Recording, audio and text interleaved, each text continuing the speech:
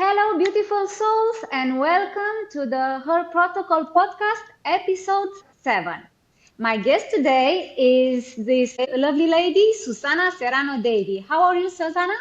I am very well, Raluca. Lovely to be here with you today. Thank you so much for being here.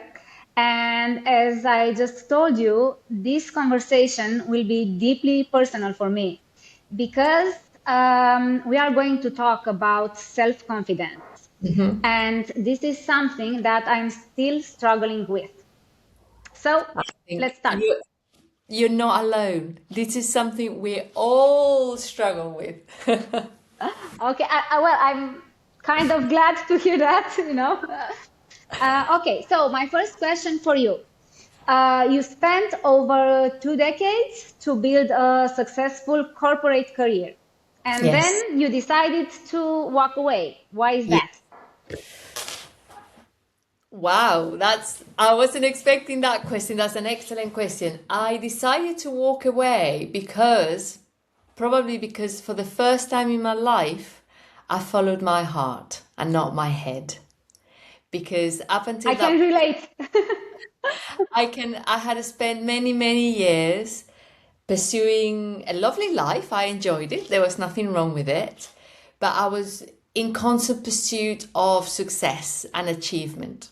I am a I have been a prolific achiever in my life, and it got to the point that I realized that wasn't really fulfilling me, and therefore I made the brave decision of saying goodbye salary, goodbye identity as well, because we spend a lot of Yes. our life trying to build a picture of who we think we are and who we want to show the world. And when I realized the picture I had painted for the world wasn't resonating with me at a deeper level, then I realized it was time to do something else in my life, even though at that point I didn't know what it would be. Actually, I have a question about this because you've said that success and fulfillment are not the same thing. Can you explain? They are not, because to me, I think there can be many definitions of both of those words, but success can be understood as achieving things and also achieving the outcomes that you try to achieve. So for instance, you want to set up a business and you set it up and run it, or you want to get a specific, like in my role, I wanted to become a CFO, so I became a CFO, or you want to become a mother and you go and finally manage to have your baby. So to me, success means achieving something that you think is like positive and valuable and something you look up to.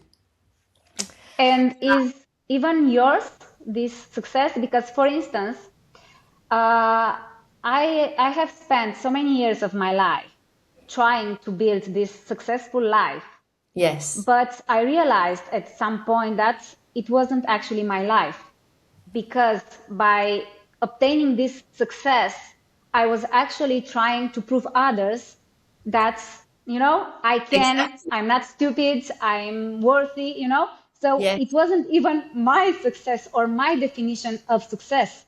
yes. But at that point, that's the one you thought you needed. But actually, I would say to what you've just said that yes, we many of us spend our lives trying to demonstrate and to show that we're worth it. But you know why we need to do that? No? Because we don't believe ourselves that we're worth it. So in Oh, yeah. fact, I think we're not trying to prove it to other people. We're also trying to prove it to ourselves. And that's Oh, where that's tough. That's a that's tough one. yes, and that's where fulfillment comes in, because to me fulfillment is about feeling at ease with what you're doing. Even if it's not something that is successful necessarily, even if it's not something you thought you were going to do, even if that's not pleasing everybody around you, almost like being at peace with who you are and where you are at. That's to me, that's fulfillment, is to feel at ease. And I call it, I have this word that I've come up with that I call flow-rageousness, which is the idea of being having the courage to flow with life and to walk through your life with what feels right, not necessarily what's pretty or shiny or wealthy or perfect. Because in fact, I think a lot of the challenges that we have are to do with True. that sense of we set these perfect objectives in our head that are just bonkers. It's just not realistic to You expect. know, even my daughter, she will turn 8 the next month, and she's obsessed with perfection. You know, and she's almost 8, and she gets really frustrated if something doesn't work the way she wants it, and she wants perfection. You know, so I think that I know we are built this way, or at Yes. least some of us. You know. But I think it Okay. gets to the point in your life that you can become at ease with your imperfection. And I'm not that there yet. You know, I'm not there yet. I'm I, still a work in progress. well, there you go. But that gives you, I think, some hope, I hope, and for you and also people that are listening to this podcast. Because also I'd say that I feel comfortable with my imperfection, and that doesn't mean I don't see it. That doesn't mean I don't go, ooh, like, my little flabby bit in my tummy sometimes when I put my bikini, I think, oh, I've got a flabby bit there. But there is a difference between looking at my flabby bit with a bit of love, although in English you call it the spare tire, when you have a bath and Yes, you're yes. so looking at my spare tire with love, and yes, it's not as pretty as somebody else's tummy, but It's I yours. love myself. It's mine. It's my lovely flubbiness. And looking at that spare tire thinking, oh, that's terrible. You should lose weight. You shouldn't be eating these. So that almost like through eyes of dislike and hatred rather than through the eyes of love. Oh, that's nice. That's nice. And there's something more that I've read. You also said confidence is overrated. And I think that's a bold statement because, Yes. I'm like, I need self-confidence in my life, you know? So how is overrated? In what sense, it's overrated? Most people, I think, would say they need more self-confidence in their life. And quite often people come and work with me for that reason, because they feel they want more confidence. Sometimes I start with, if I had to give you just one piece of advice, just one, to become more confident, the first thing you need to do is to stop trying to be confident. Oh, wow. Because That's that interesting. because confidence is not something you build, it is an outcome. It's almost like the byproduct of other things. So if you're trying to do things only specifically to be confident, then you're almost like you're missing the point. It's like you want to have the cake without the ingredients. If you want to bake a fluffy cake, you have to go back to the ingredients and bake it. It's not something you just say, hey, here I'm confident. And I say it's overrated because, like you said earlier, you spend a lot of time in your life trying to build this outer picture of yourself. And I have done that too. And I have felt confident some of the time in my life, but in reality, not always.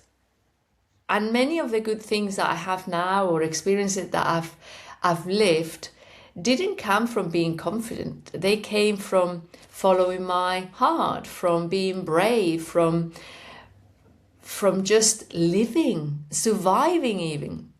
So the reality is you don't need confidence to do a lot of the things. And my point is that many people won't do certain things because they think they're not confident enough. Then they won't apply for the Me. job. Me. They and then you're gonna miss so many opportunities because you're waiting for that almost like magic wand of confidence to live your life. When you don't need it, you can just live your life, So and if you will. sorry, if confidence isn't the answer, what is the answer, because I need an answer. Because I like I've told you, I thought that I lack, well, I know that I lack self-confidence, but what should I do? I think there are things that can help to what I promote is this state of, I don't know how you want to call it. What you can call it flow rageousness, you can call it fulfillment, you can call it inner peace. And I think those things are far more valuable and enriching than confidence, because confidence is just it's a passing emotion. It's like a weather thing. One day you feel sunny, and other days you feel cloudy. And that's the reality of life. Nobody's ever going to feel confident all of the time. We're all constantly Sure. going up and down. So confidence for me is like an emotion. It's something, it's a momentarily state. It's not your essence. It's not who you are. And I think certainly in my own journey to become more at ease with myself and to have that sense of I'm okay. I'm okay. Even if things go wrong, I'm fine. Things that have helped me are things like self-awareness, for instance. This is actually the next question about self-awareness. But please tell So me more. self-awareness, we'll talk about more in a detail in a minute. Also, learning to see your life and your experience from a wider perspective, because the perception has a lot to do with how confident you feel. And quite often we're not objective in how we interpret the situations that we're living. We are either focused on perhaps the negative or focused on the positive, but we're not objective. That's not the default standpoint. So learning to step back and become more neutral, more objective about situations is very, very helpful. And the third thing is, I think, to question your fears, because I remember when I was in the corporate world, I found it sometimes very difficult to stand up to my boss, especially if I had an intimidating CEO working with me, or even before I was a CFO, when the CFO above me was very intimidating. And deep behind that was a fear of losing my job, of appearing to be perhaps not as competent as I was. But when you actually stop and think, actually, is this fear rational? Is it likely to happen? And even if it did, would it be the end of the world? And the answer is probably it's not going to happen. And even if it did, actually it's not as bad as your mind is painting it to be. So challenging your fears is a big part of feeling. I may not feel confident, but I'm more self-aware, I'm more objective, and I am skeptical about my fears. I am more neutral about my fears. I think all of those things that can help you Well, to I have so many fears. And I did some therapy because I also had burnout a few years ago. And I'm dealing with anxiety. And at one point, I remember that I asked the therapist, we have 1 year together and I still have anxiety. So why is that? And she said, look, maybe you are going to deal with anxiety for the rest of your life.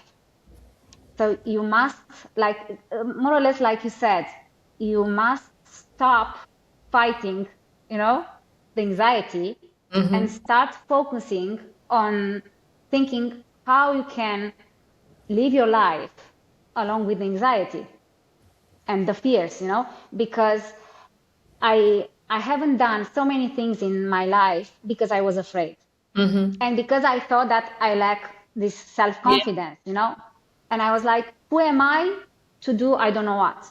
Or who am I, even if I've always known that I'm smart, I'm capable because um, I was doing very good in school. I have always had good jobs. So somehow it's one somehow I knew that I have it in me.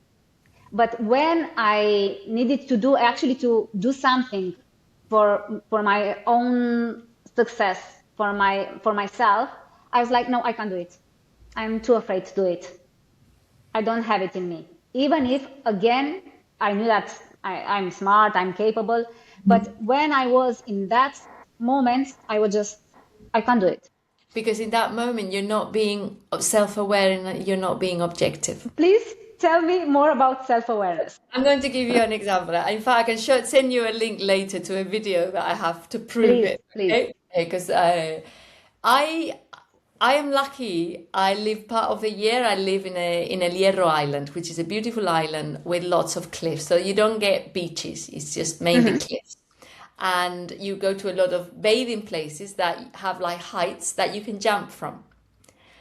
And Oh, only a year ago, and my husband takes the mickey out of me because of this, by the way.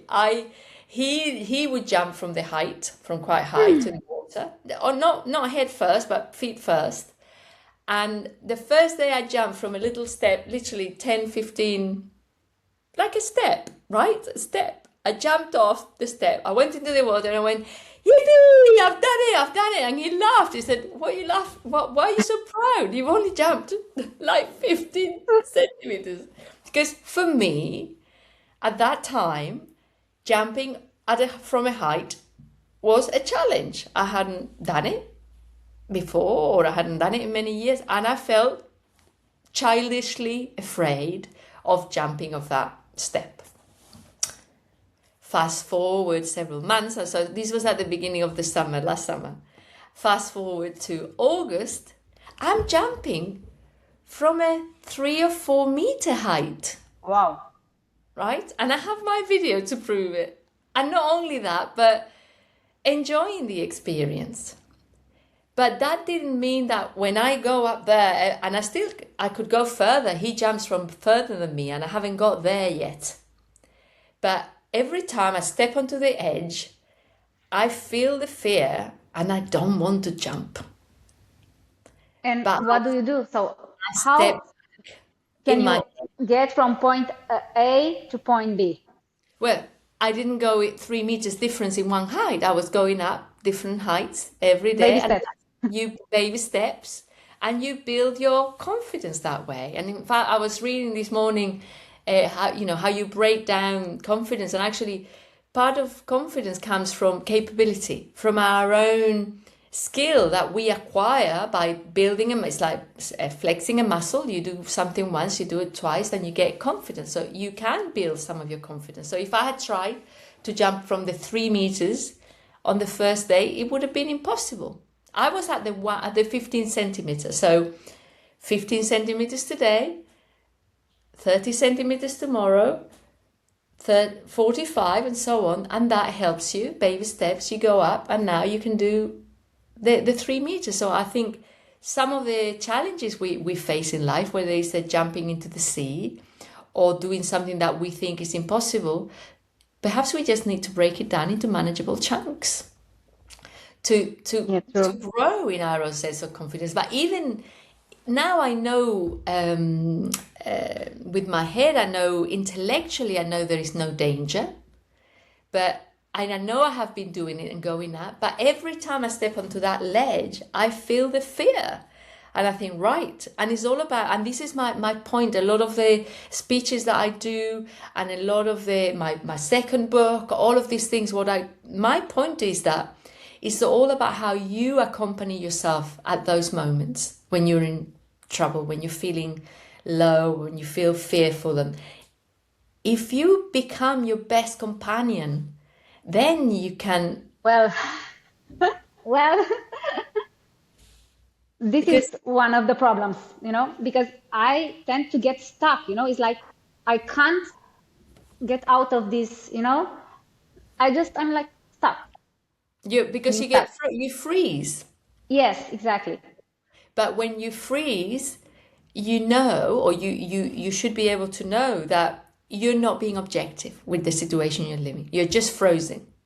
So Yes. you can develop your own strategies to get yourself out of that hole. And a good way to, or at least that's how I found it, a good way to get out of the hole is not to get into it in the first place.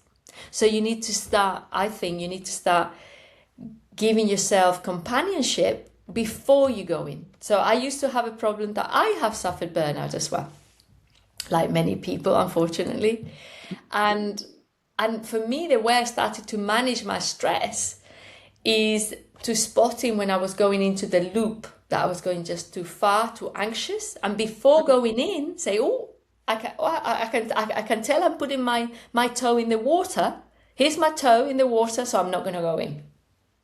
And the way you spot when you get your toe in the water is, in my case, how I did it is spotting the physical symptoms. So being more mindful of my body, my physical reactions. And if you know, Same. for instance, that you're going to freeze when your hands start sweating, or when you get that ache in your stomach, or when your heart stops pumping, we'll all have different Yes. symptoms. You pay attention to that. You think, oh, that's my toe in the water there. Right, I'm going to then recover. So you're going to breathe, or you're going to say, actually, I don't need to make this decision right now. Or you're going to get up and go for a walk. It's like when you are at work sometimes. I think certainly when we're dealing with a lot of overwhelm, I feel overwhelmed sometimes with having a lot of things to do. I'm sure you do too. Of course. And when you Yes. feel overwhelmed, the worst thing you can do is to try and carry on. To almost like it's not helpful to try and get out of the overwhelm by trying to finish all your tasks. It's much better to say, okay, I am overwhelmed. I recognize that it's an unhelpful emotional response. So I'm just gonna get up. I'm gonna leave what I'm doing, and I'm go and have a cup of tea or whatever. And we can all do these little things to help ourselves. And for that, we don't need the situation to get easier necessarily. We don't need somebody to come and rescue us. We can, through self-awareness, start to make this. Actually, for me, my burnout experience helped me with this self-awareness because I was very detached from my body. I was not listening to my body at all. And it kept telling me, "You are not fine. You're not fine. Take care of you." And I was like, "Oh, okay, okay, okay," And after I suffered some episodes of memory loss, and I really got scared, Yes. I said, "Okay, something is wrong, so I need to stop."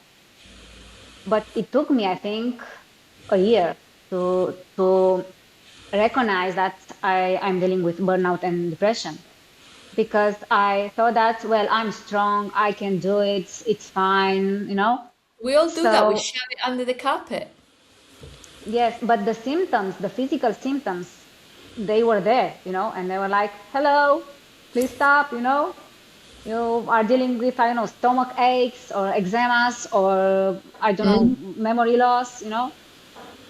So, and nowadays, because I talk openly about my burnout experience and my depression, there are many women who are asking me about how was it for you, and I'm telling them, I had this, and they are like, "Oh, but it happens to me too.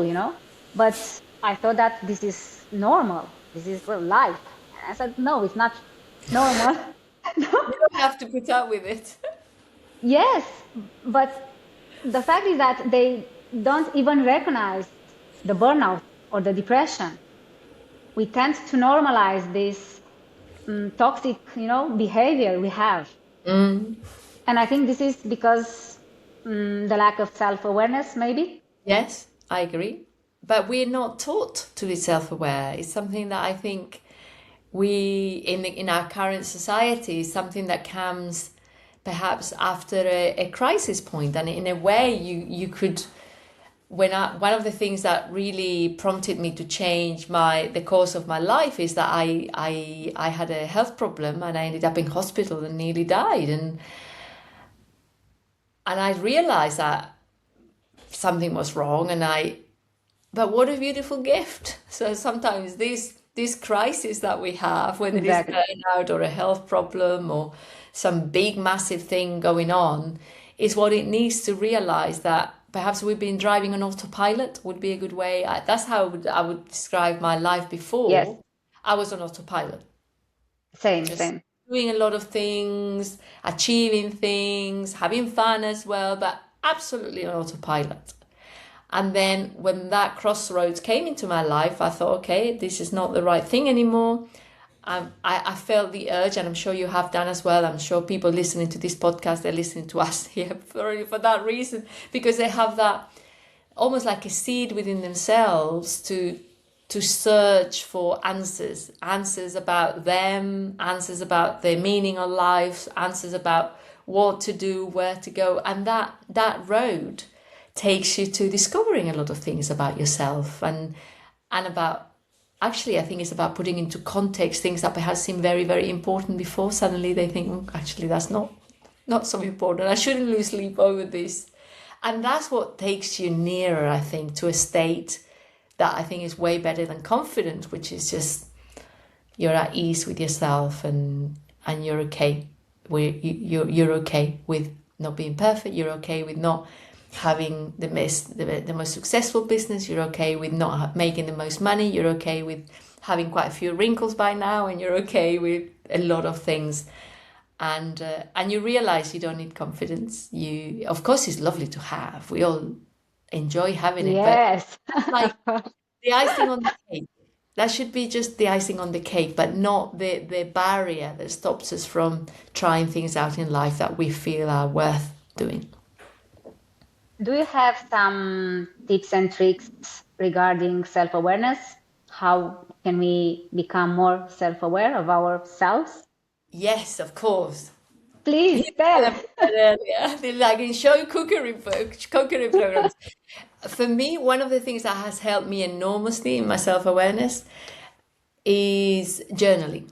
And in fact, I journal most days. In my second book, I recommend it to people reading the book. That is like a tool that will help you through. But also when I work with people on a mentoring basis, and journaling is all about creating a space for yourself with paper. Oh look, I actually had one nearby.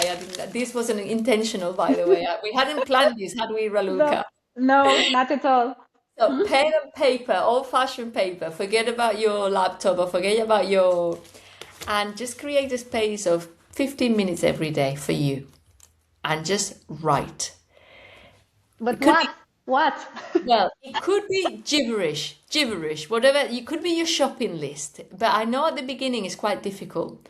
So what I find very effective, and that's something I've sort of developed as I developed my mentoring method, is work with focus questions. So, I don't know, in your case, talking about the conversation we talked about today, and you said that you are a perfectionist. No, Yes. you're trying Yes, to yes. be a perfectionist. So a focus question you can have with your journal every day is asking yourself, when did I let go of my perfectionism today? So there you go. That's your homework after Well, today. today, actually, this podcast, what we are doing now, So I'm letting go of my perfectionism because, exactly, because we hadn't planned it, we haven't no, agreed on the questions, we just said, let's have a nice conversation. So yes, you're yes, questioning true. every day, and you could have that question for 2 weeks, for 3 weeks, for however long you feel that's something you want to work on.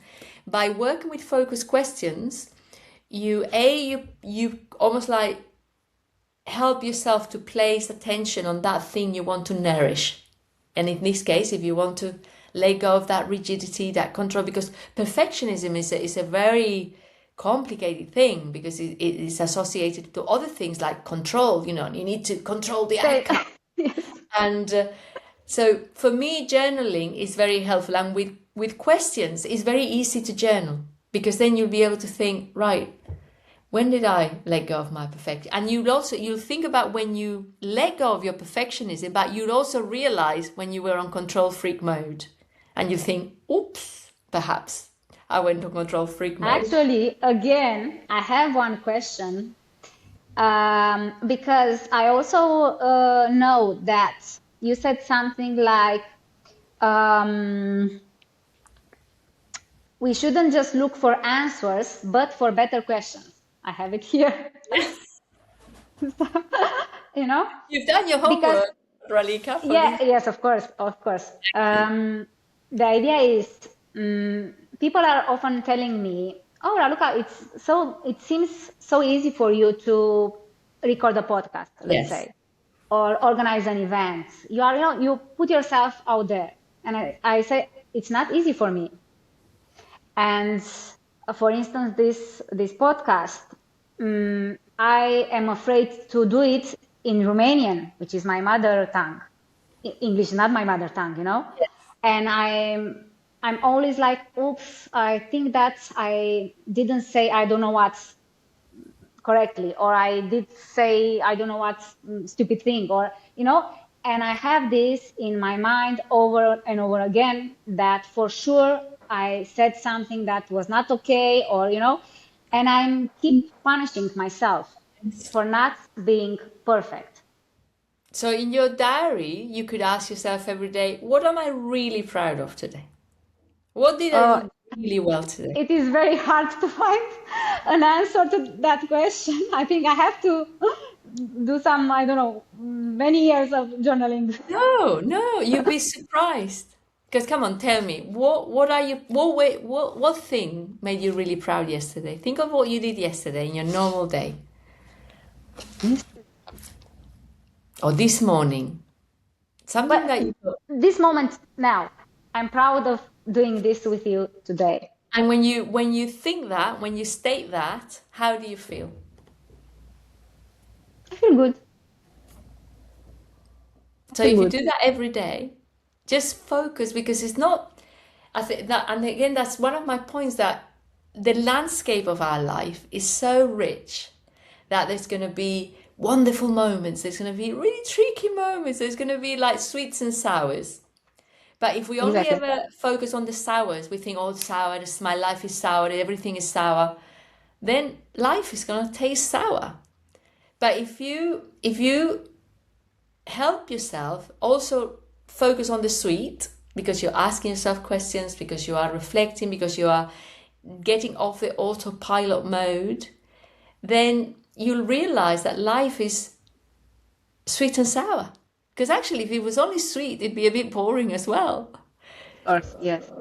And I think we can help ourselves have a richer life, a more balanced life, and also a more objective sense and a balanced view of experience. Because we're not always with our program. Because I'm sure you will have come across this. As we grow up, we define our personality and we develop our coping mechanisms, and we become a specific type of person. But in reality, Hmm. is that we are all victims of our personality style, all of us, whether we happen to be optimist or pessimist or introverted or extroverted, whatever your flavor of personality, the reality is that if we're unhealthy, we're in an unhealthy mode, we'll be in an exaggerated mode. And therefore, Hmm. for instance, being an extreme extrovert can be exhausting. Yes, true. Being an extreme introvert, you'll be hidden in a corner.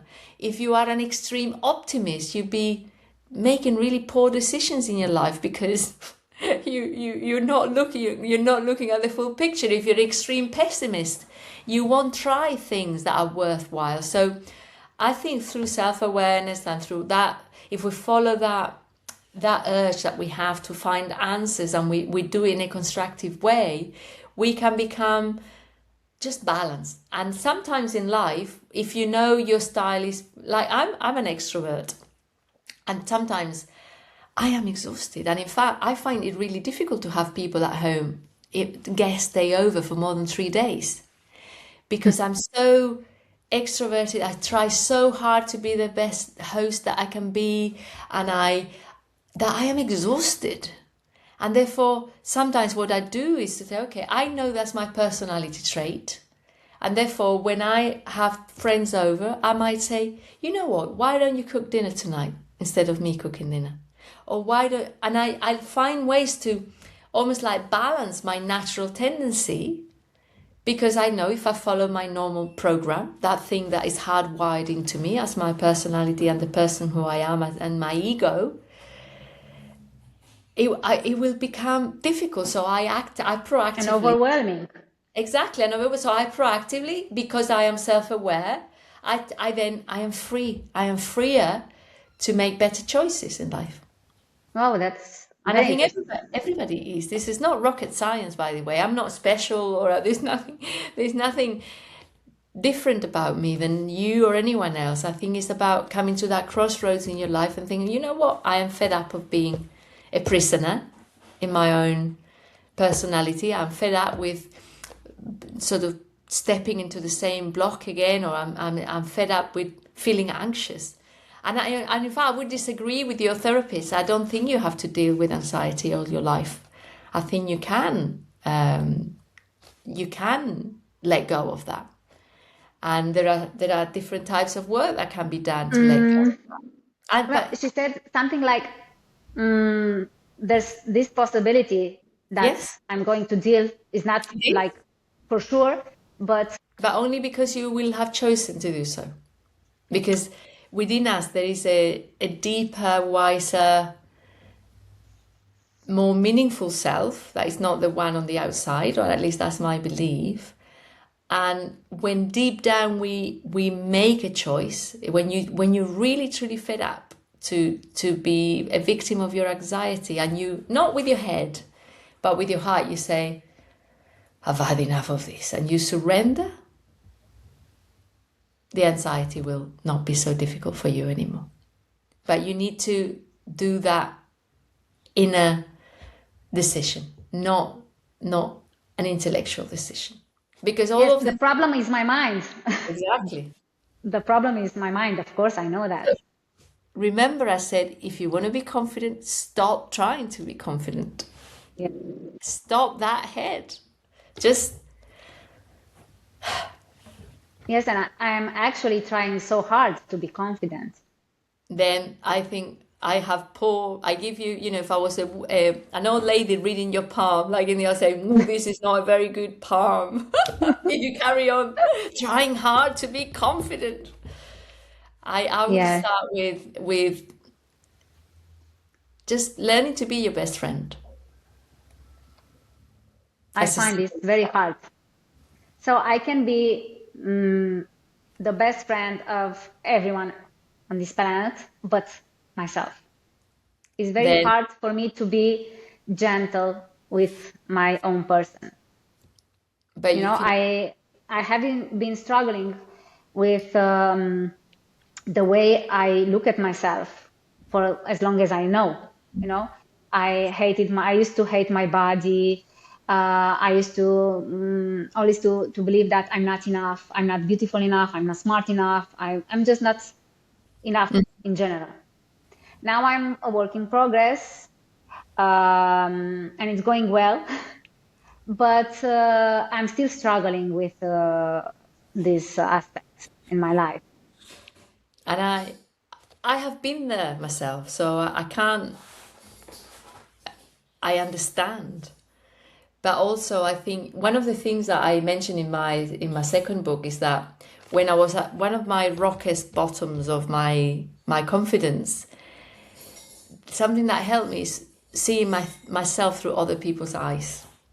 Because I'm looking at you now and I see a beautiful young woman, really capable, professional, multilingual, enthusiastic, intellectually powerful. I see all of those things. So I'm why going don't to cry. no, it's true, but it's true. Why if at the beginning as a first step, if you find it difficult to see yourself in that light, just learn to notice what other people see in you, like I'm seeing in you now, and I'm sure people around you will in your daily life they'll all see. Yes, but the thing is that I'm always finding excuses like, okay, you are my friend. Okay, you are my husband. Okay, you are my daughter, you know? Okay, you are my mother. Of course, you are going to say beautiful things about That me, goes you know? back to self-awareness. And I remember I love telling little stories because I think they bring the whole thing to life. Please, yes, please, please. I used to be typical me, right? Somebody sees me with it, like you're wearing a nice jacket, an interesting top on today. Somebody said to me, "Oh, I know, Susan, actually, it's a color. Okay. It's a It's from color. yes, it's a collar, a detachable collar, and it's from one of my dear friends, a Romanian. So it's Yeah. Romanian brand. It's from a Romanian brand. Very nice. It's lovely. Thank you, thank you, There you Isabel. Thank you. You have taken it. You haven't fallen for my trap. Because whenever somebody paid me a compliment before, I would always say, "Oh no, that's an old." I said, "Thank you, but it's an old shirt," or "I bought it in the sales," or "It was a gift," or putting it down, putting myself down. Or if I expressed an opinion at work, quite often I'll start with, "Oh, I'm sorry, but," or "I'm probably wrong, but," or paying Same. attention paying attention to yourself, you'll spot all these behaviors that you're doing to just bring yourself down. And if you are willing to get out of that cycle, then there's very simple things you can do to feel better about yourself, like catching yourself about to say something again, and then you bite your lip and you don't say it. And over time, you stop saying those terrible things to yourself. You stop apologizing so much. You stop making excuses. But you need to first be aware. I think in my book I call it, it's a, God, I've forgotten now. Can you realize? Is stop, is spot and a spot. It's not spot that you're doing it, and stop doing it. Spot, stop. Very Stop. simple. It's possible. Like one of the I will things, try it. I will yeah, try it. I promise. one of the things I love to do is I belong to a public speaking club called Toastmasters. I don't know if you know it. No. Well, I recommend that to anybody in the world listening to this, whatever you do. Toastmasters is great because it's a club where you go and you practice your communication, and you practice speaking, you practice standing in front of people, you learn about how to structure your messages, you learn about little things. And one of the first things you learn when you go to a Toastmaster meeting is what a filler word is. Do you know what a filler word is? No. Well, filler words are what we all use. They are almost like interruptions to our communication that take the shine away. Things like, you know what, but Ah, okay. I think are, yes. I think I use you know. I think I use you for know. So instance, this is that my would be yes. one of your filler words. So people learn what a filler word is, and they also learn that all you need to do to stop filler words or reduce them massively is just pause. And over time, when you catch yourself about to say a filler word, you just breathe and pause, and they disappear. So nowadays, I use a fraction of the filler words I used to. I started in Toastmasters 5 years ago now, so I'm well practiced. But with the negative thinking and the self-deprecating behavior is the same. You first notice it, and then over time learn to. At the beginning, you do it. If you're watching carefully, you do it, and you think, "I've done it again. Oh, I've got Yes. down again. Exactly. Oh, I've done it again."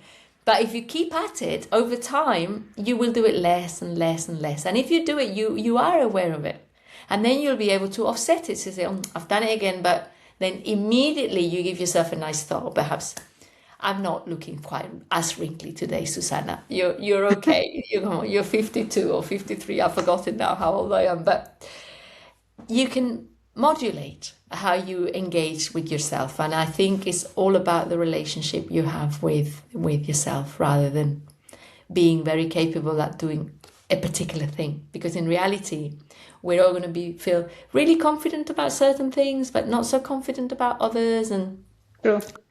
I'll give a go to things just for the sake of giving it a go. And I think another important element is perhaps detaching yourself so much from the outcome. And we started the conversation talking about success, didn't we? And what that Yes. meant. And I think I've learned that success is not always what we think it is. For And then sure. For sure. Or if I we, think that the definition can change when you are older. because when I was 20, I had a very different definition of success. It was like job title or money or a house or a good relation with whatever, But now I think that success, for me at least, means doing what I love to do, It's not like a job title anymore or a career, or it's like if I love what I'm doing each day, I think I have success. Exactly, exactly. So it's not about whether you achieve the outcome you think you want or you intend to do at the beginning. It's about that journey and where it takes you, and living and enjoying the process, even if sometimes it's, I'm going to Bolivia in 2 days. I can't wait. Ah, Last time we went traveling, our suitcases were lost. And you have a choice. You say, okay, we've lost a suitcase, but hey ho, break a leg now with the luggages.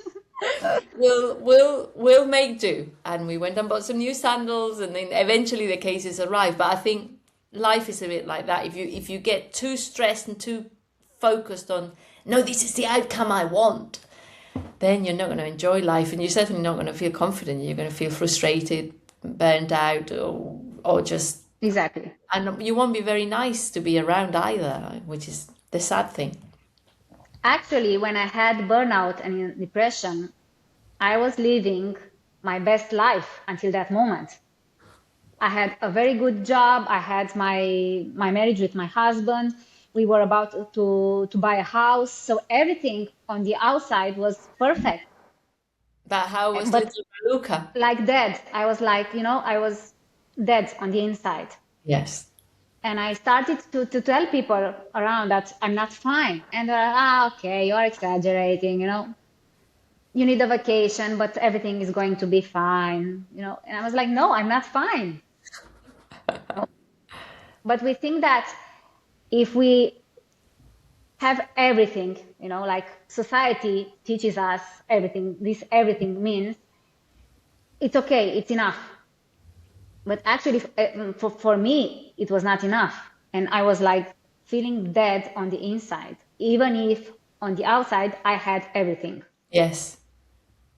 That is And beautiful. I think was what, uh, this was my pain, because I was in my head, it was like, why am I not feeling happy? Because I have this, I have everything. And I was frustrated and upset, and angry at myself, because I supposed to be happy. It was like I have worked my entire life to get to this point, and I'm here at this point, and I'm not happy. But I think as well, and I've thought about this a lot, and I wrote about it as well. I think there's three things that need to be aligned for us to feel at ease and content, and it's what we think, what we do, and what we feel. Exactly. And quite often when we're pursuing that life or success, or perhaps something that we think we have to do to demonstrate that we're worth it, what we feel is not what we are doing and what we're thinking. And all of that imbalance, I think, is what leads to us feeling burnt out and depressed and unhappy with where we're at. Yes, this is true.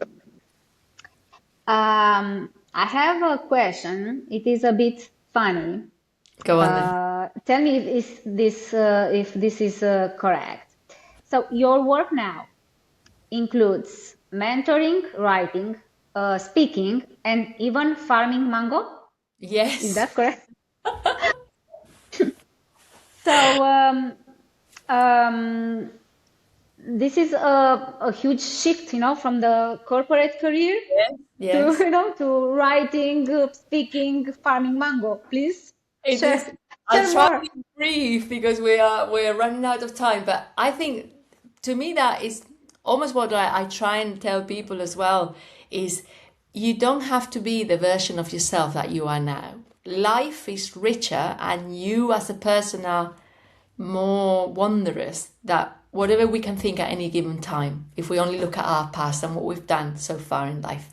So when I did leave my corporate career, but the beautiful thing is that I did some additional training in neurolinguistic programming, but the beautiful thing is that I've managed to upcycle my experience in the corporate world into what I do now, because what I do is support people that they're in their careers, climbing the ladder, or dealing sometimes with difficult moments at work, into having more constructive careers and feeling better about themselves in that journey.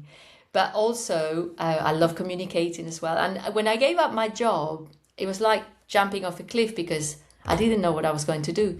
So the writing came from me just following that almost like not an intention, but an intuition that I just wanted to share what I'd learned with other people, with the younger generation. And that's why I started to write.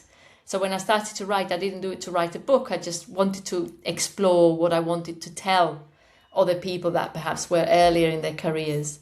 And the farming is because 18 months ago now, we bought a house in El Hierro Island, which is one of the Canary Islands. It is one of the most beautiful places on earth. I believe that, otherwise we wouldn't have bought a house there. And we were looking for a second home there, but it had some mangoes. And my husband said, we can't possibly buy a mango farm. We don't know anything about mangoes. And I thought, well, it's such a beautiful place. Why not? Who is to say that we can't be good mango farmers?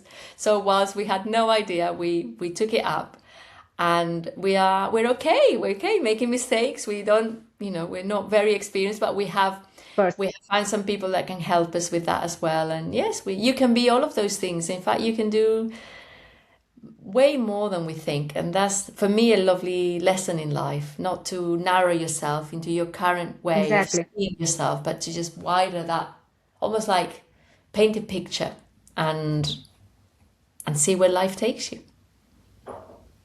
I have just two more questions. You've worked with many leaders and professionals. Do you think women in particular have a more complicated relationship with confidence than men? I thought so, but actually through my work, I realized that men also have challenges with confidence. I wouldn't be able to say whether more or less, but they also do, but they're just better at hiding it. Oh, true. Yes, this is real. And I think that this reality is very harsh for us, because if we hide it, we can't solve it. And it stays with us, and it affects our daily life. Yes, but also showing our vulnerability can be fantastic, because if I was here having this conversation to you with only my perfect Susana mask on, we wouldn't have connected like we have done. Yes. So this actually, is also true. It can be counterproductive, I think, to put that suit on, that confidence suit on. It's just being real. And also, when we are real, it's okay. It's really okay. This is actually my last question because it was like because our tagline is "Hello, we are real." So what does this mean for you, being real, especially nowadays? Because even authenticity is this overused word, and it just lacks its own substance, because everyone is like, oh, I'm authentic, but in what way? So to me, being real means doing and acting and saying that thing that makes you almost like shiver on the inside. Do you know what I mean? Just feel it. When you live your life feeling it, then that's being real.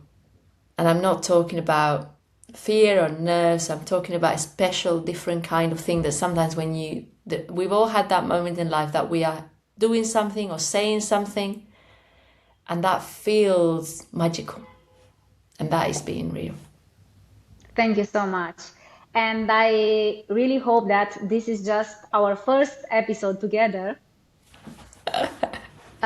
because I have so many other questions, but I didn't want to squeeze everything in Yes, just one yes, episode, you know? absolutely. So, I told you that this is my film word, so, So thank you so much for this conversation today. And bon voyage to Thank Bolivia. you. Oh, thank you, Raluca, for having me. I have thoroughly enjoyed our chat, and I would be delighted to come back and talk about. There are lots of interesting things to talk about, so I'm more than happy to return. Thank you so much. Big kiss for Thank you and you. all the people that will listen to this. Bye bye. Thank you. Bye.